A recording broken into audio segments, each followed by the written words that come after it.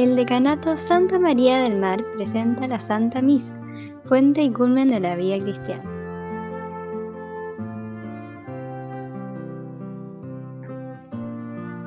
Buenos días a todos. Continuamos este ciclo de charlas, de conferencias sobre la Santa Misa. Yo soy el padre Manuel Valentini, soy capellán del Colegio Montemar de Concón y me han pedido los demás sacerdotes del decanato que trate en esta sesión sobre la comunión, el rito de la comunión. Y más que desde el punto de vista litúrgico, me centraré en el significado que tiene la comunión para la vida del cristiano. Y es evidente que si hay un pasaje del Evangelio al que debemos dirigirnos en primer lugar, es el discurso del pan de vida del Señor. Jesús dice a sus discípulos: yo soy el pan de vida. Vuestros padres comieron en el desierto el maná y murieron. Este es el pan que baja del cielo, para que si alguien lo come no muera. Yo soy el pan vivo que ha bajado del cielo. Si alguno come este pan, vivirá eternamente, y el pan que yo daré es mi carne para la vida del mundo.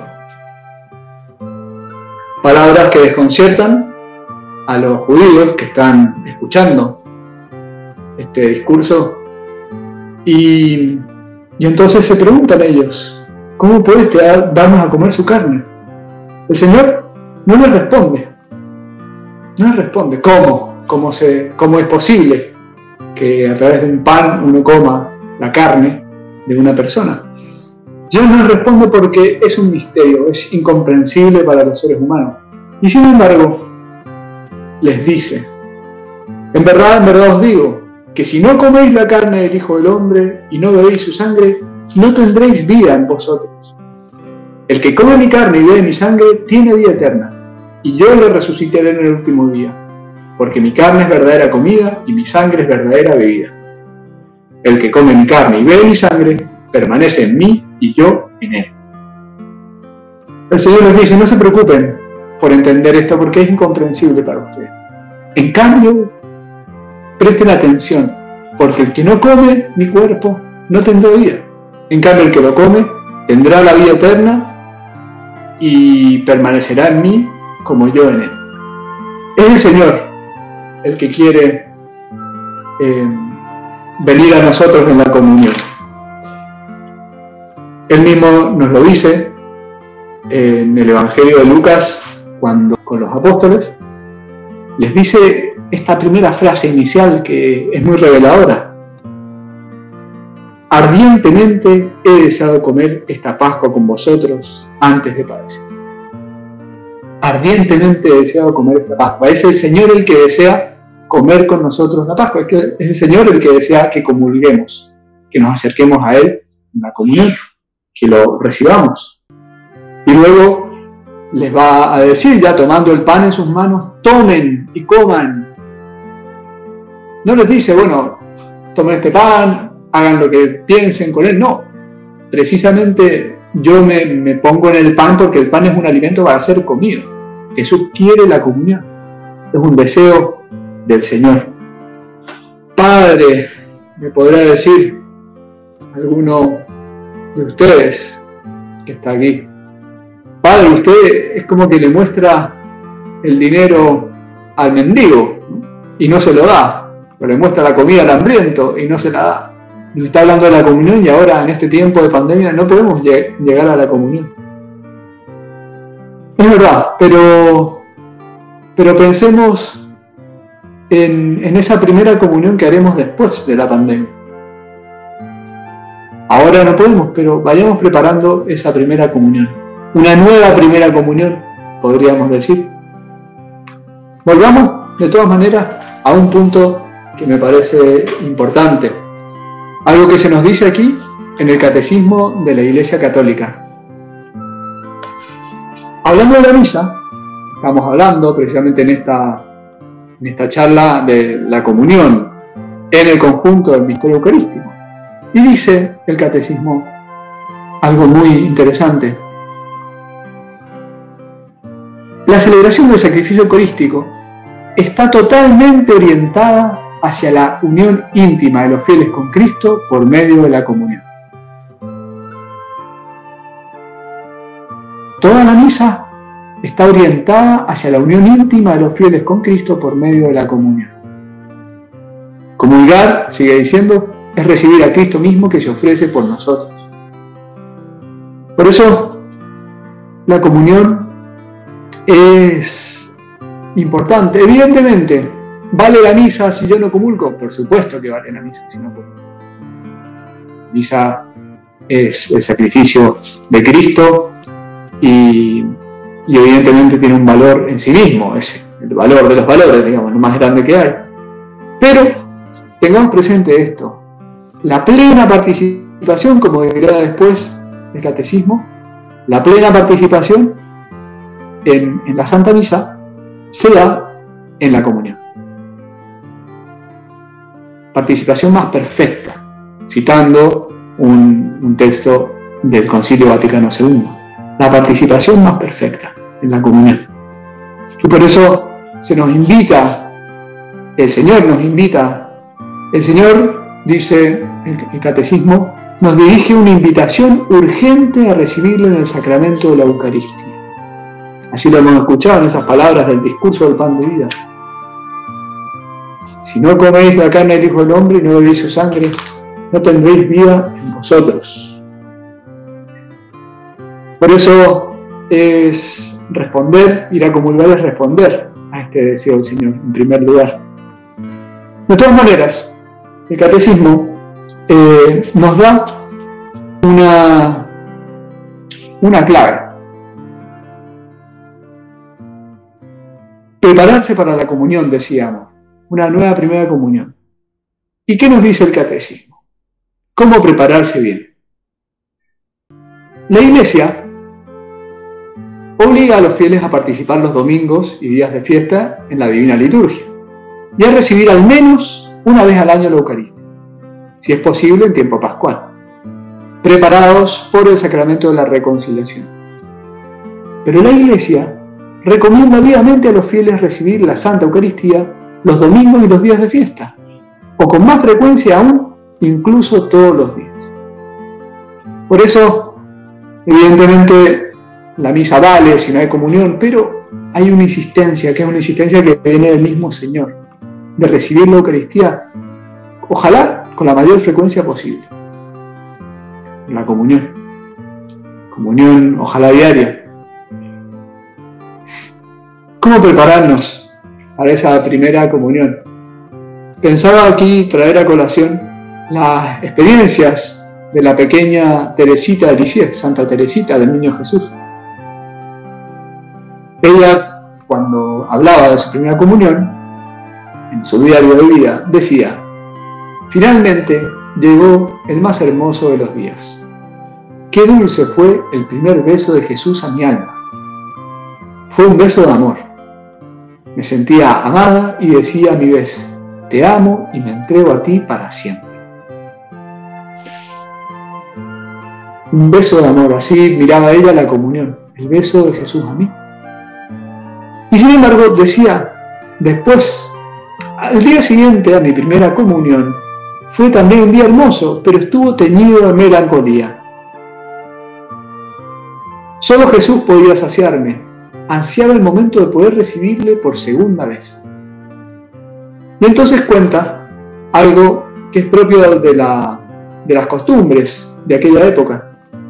Aproximadamente un mes después de mi primera comunión, fui a confesarme para la fiesta de la Ascensión y me atreví a pedir permiso para comulgar.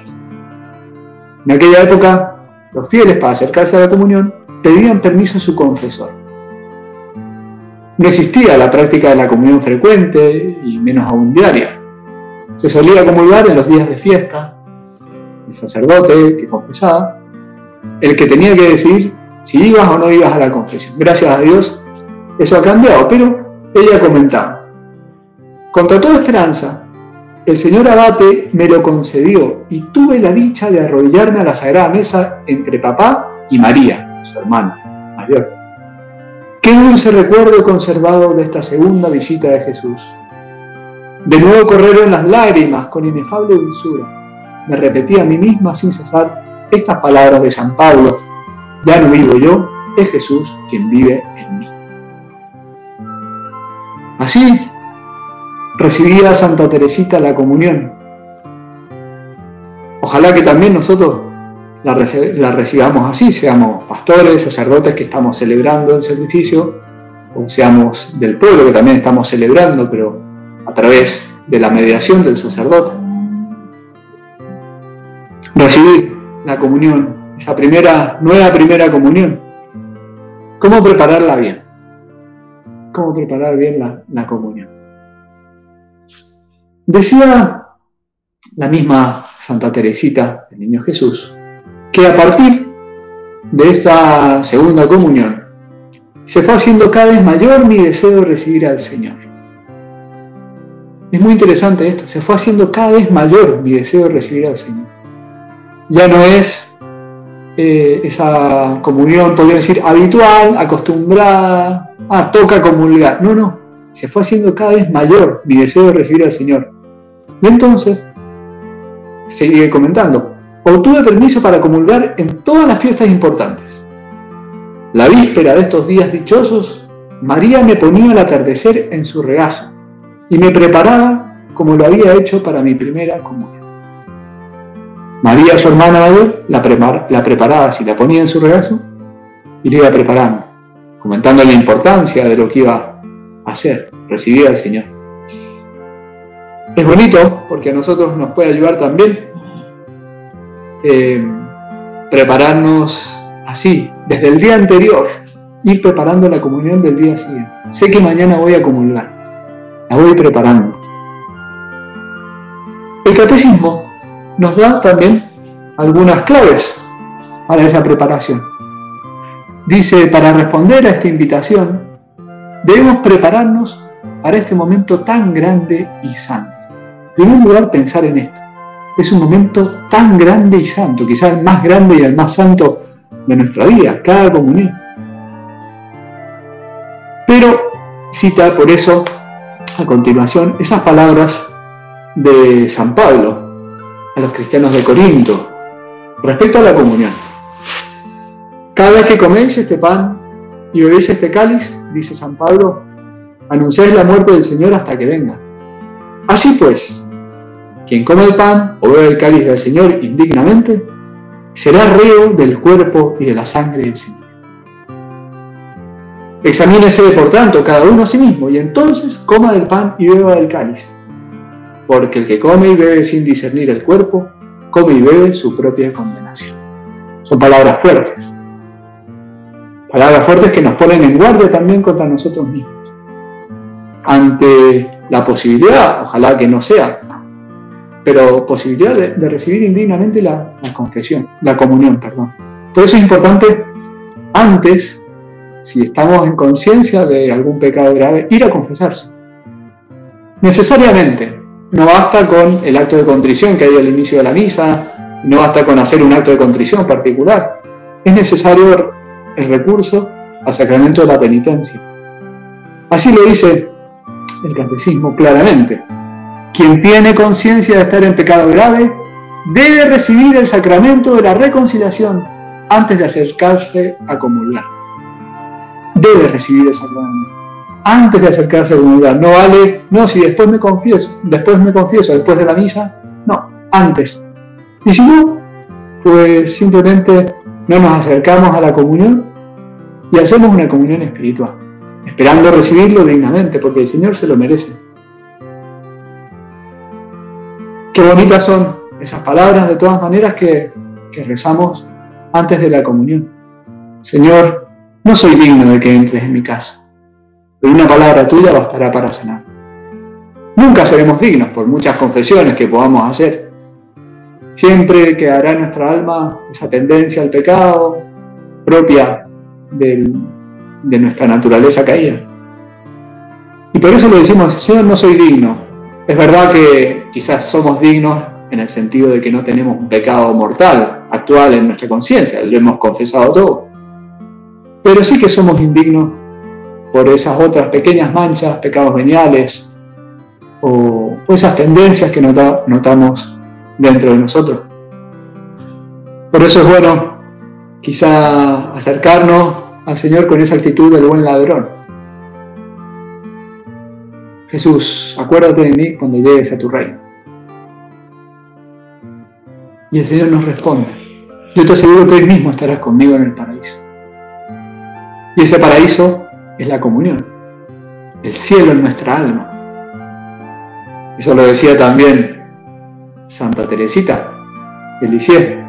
Él, refiriéndose a Cristo, dice, no baja del cielo un día y otro para quedarse en un copón dorado, sino para encontrar otro cielo que le es infinitamente más querido que el primero, el cielo en nuestra alma, creada a su imagen y templo vivo de la adorable Trinidad.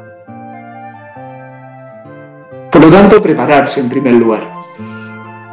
Para prepararse convenientemente, sigue diciendo el Catecismo, a recibir este sacramento, los fieles deben observar el ayuno prescrito por la Iglesia, que es no comer ni beber bebidas, salvo agua y medicinas, una hora antes de la comunión.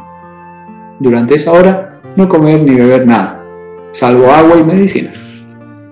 Pero después, el Catecismo dice unos detalles que son muy reveladores.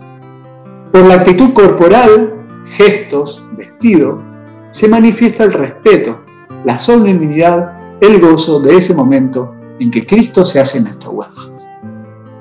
Habla no solamente de esa preparación interior, sino también de las disposiciones exteriores, que son signo de la preparación interior.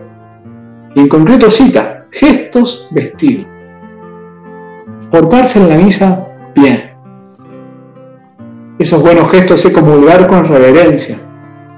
Si comulgamos en la boca, quizás haciendo una pequeña reverencia antes de decir el amén. Si comulgamos en la mano, sabiendo comulgar en la mano, poniendo la mano izquierda, la palma hacia arriba, la mano derecha abajo, y al recibir la Sagrada Hostia, tomarla con la mano y llevarla a la boca antes de irse al asiento, frente al sacerdote, para hacerlo con la mayor reverencia posible. Y habla también del vestido. Ojalá que vayamos a la misa vestidos precisamente para una fiesta elegante, como nos vestiríamos ante una persona importante. Estamos en presencia de la persona más importante de todas, de Jesucristo. ¿Qué hace la Eucaristía en nuestras almas? Hemos hablado de la preparación, ahora vamos a los frutos de la Eucaristía. El Catecismo dice que la comunión acrecienta nuestra unión con Cristo. Recibir la Eucaristía en la comunión da como fruto principal la unión íntima con Cristo Jesús. Fruto principal, la unión íntima con Cristo Jesús. Eso es, unión íntima, unión de enamorados, de personas que se aman. Me acordaba lo que comentaba un obispo que ya murió, que está en proceso de canonización, es beato, se llama Beato Álvaro del Portillo, y comparaba la comunión, la venida de Jesús a nuestra alma, con la puesta del sol, que aquí en la costa para nosotros es algo tan habitual, estamos acostumbrados, pero es una maravilla, es realmente una obra de arte del Creador. Y decía él, cuando ya parece tocar la tierra, es como un incendio. Todo el cielo se tiñe de rojo y el sol de 1000 colores. Aquello no es más que un efecto óptico, porque el sol no toca realmente la tierra. En cambio, cuando recibimos al Señor en la Eucaristía, que es mucho más que el sol, es el sol de los soles, y toca nuestro cuerpo y nuestra alma, qué maravilla ha de suceder en nosotros. Cómo se encenderá nuestra alma al contacto con Cristo, cómo la transformará la gracia. Así es la Eucaristía en nuestra alma, como la puesta del sol. Mucho más maravilloso que la puesta del sol, que es un mero efecto óptico. Es Cristo que nos quema, como el sol de los soles. Nos quema por dentro. Y ese sol, según la costumbre tradicional, permanece unos cuantos minutos en nuestro corazón. Por eso es bueno que hagamos la acción de gracias después de comulgar. Estemos unos cuantos minutos hablando con el Señor, que lo tenemos ahí dentro, hasta que la hostia se deshace del todo en nuestro estómago, mientras permanecen las especies del pan, ahí está Cristo. Por lo tanto, es tiempo para esas conversaciones de enamorado. Hablar con el Señor de lo que llevamos en nuestro corazón, las cosas importantes, lo que nos preocupa, lo que nos alegra, darle gracias, pedirle y adorarlo, ¿no? Adorarlo por ser Él quien es. Santa Teresita lo decía respecto del día de la primera comunión. Aquel día, dice ella, no fue ya una mirada, sino una fusión. Ya no eran dos. Teresa había desaparecido como la gota de agua que se pierde en medio del océano. Solo quedaba Jesús. Él era el dueño, el rey. La fusión con Cristo. Y esa fusión es tan clara que cuento una pequeña anécdota que a mí me llegó de un sacerdote que se fijaba que en la misa dominical, cuando daba la comunión, había siempre una señora que al recibir la comunión, ya pasaba luego hacia el fondo de la iglesia y se marchaba. No esperaba hasta que acabara la misa, con la bendición. Recibía la comunión y se iba. Se iba porque me imagino que habrá estado siempre ocupada, queriendo comprar el pan, queriendo llegar temprano para la casa, hacer la comida, lo que sea. Y entonces el sacerdote, como veía que se repetía esto domingo tras domingo, una vez le dijo a uno de los acólitos que tenía: mira, cuando se acerque tal señora a comulgar, comulgue, tú anda y toma uno de los candeleros que están sobre el altar, con la vela encendida, y síguela. Pues muy bien, así sucedió. Llegó el domingo, comulgó la señora, salió de la iglesia y el niño, el acólito, con sus ropas de acólito y su candela en la mano, iba detrás por la calle.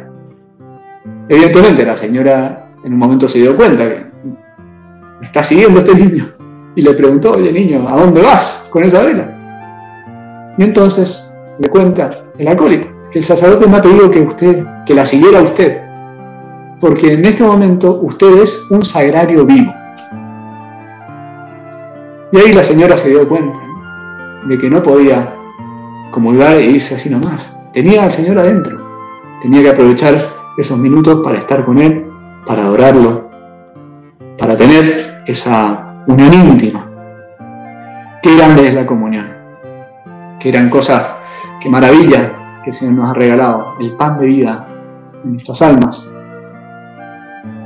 Contaba un santo, San José María, que él en una ocasión escuchó un cuento de una señora enferma y estaba ya a punto de morir. Esto en España. Y entonces su hijo, un hijo pequeño que tenía esta señora, le preguntó: mamá, ¿tú crees que te vas a ir al cielo? Era español el niño, directo, y con esas preguntas que quizá aquí en Chile nos da un poco de pudor hacer, pero se lo preguntó: mamá, ¿tú crees que te vas a ir al cielo? Y entonces la respuesta de la mamá fue llena de fe. Hijo mío, si yo he recibido al Señor todos los días en la comunión, ¿cómo Él no me va a recibir ahora en su casa? Y nos acordamos entonces las palabras del Señor: que como mi carne y de mi sangre tiene vida eterna, yo lo resucitaré en el último día. Recibirlo bien. Santa Teresita, por último, decía que ¿qué hacía ella en esa acción de gracias después de la comunión? Podemos leer sus palabras para quizá darnos alguna idea. Me imagino, dice ella, a mi alma, como un terreno libre, y pido a la Santísima Virgen que quite los escombros que pudieran impedirle esa libertad del Señor, cuando llega, que se mueva con libertad por mi alma. Luego le suplico a la Virgen que monte ella una gran tienda digna del cielo y que la adorne con sus propias galas. Después, invito a todos los ángeles y santos a que vengan a dar un magnífico concierto. Y cuando baja Jesús a mi corazón, me parece que está contento de verse tan bien recibido, y yo estoy contenta también. Sin embargo, Santa Teresita continúa, porque a nosotros nos puede parecer demasiado seráfico, ¿no?, todo lo que nos está diciendo, y sin embargo, ella es muy realista. Pero todo esto, sigue diciendo, no impide que las distracciones y el sueño vengan a visitarme. Pero al terminar la acción de gracias y ver que la he hecho tan mal, tomo la resolución de vivir todo el día en una continua acción de gracias. Continua acción de gracias por la comunión. Nos podemos distraer, nos podemos dormir quizás en esos ratos del Señor adentro, pero eso no nos puede quitar el amor, sino al contrario, renovar nuestro deseo de que todo el día sea una acción de gracias, porque ha sido realmente el momento más importante del día, la comunión. Esa fusión de Jesús en nuestra alma, ese incendio que produce el sol de los soles en nuestro corazón. Para acabar, podemos tener un pensamiento a la Virgen Santísima, a nuestra Madre. ¿Cómo recibió ella a Jesús? La recibió de la mejor manera. Cuando lo recibió en primer lugar con la visita del ángel. Le dijo al ángel: he aquí la esclava del Señor, hágase en mí según tu palabra. Esa disposición de apertura ante el don de Dios, ante la misión de Dios. Disposición humilde, entregada, generosa. Y así, cuando el Verbo se encarnó en su vientre, ¿con qué se encontró? Se encontró con un alma bien dispuesta, bien preparada, atenta a su voz, a sus inspiraciones. Por eso es bueno que le pidamos a ella, al finalizar esta charla, que nos ayude a prepararnos bien para esa nueva primera comunión que haremos después de esta pandemia. Este tiempo, este ayuno, podríamos decir que ya no es de una hora, sino de muchas horas, muchos días, muchas semanas y meses. Que sea realmente un tiempo de preparación, un tiempo de espera de ese momento que es no solamente el más importante de nuestro día, sino probablemente el más importante de toda nuestra vida, porque es el momento de la mayor unión que tenemos en esta tierra con nuestro Creador y nuestro Redentor. Dios te salve María, llena eres de gracia, el Señor es contigo. Bendita tú eres entre todas las mujeres y bendito es el fruto de tu vientre Jesús. Santa María, Madre de Dios, ruega por nosotros pecadores, ahora y en la hora de nuestra muerte. Amén. Muchas gracias.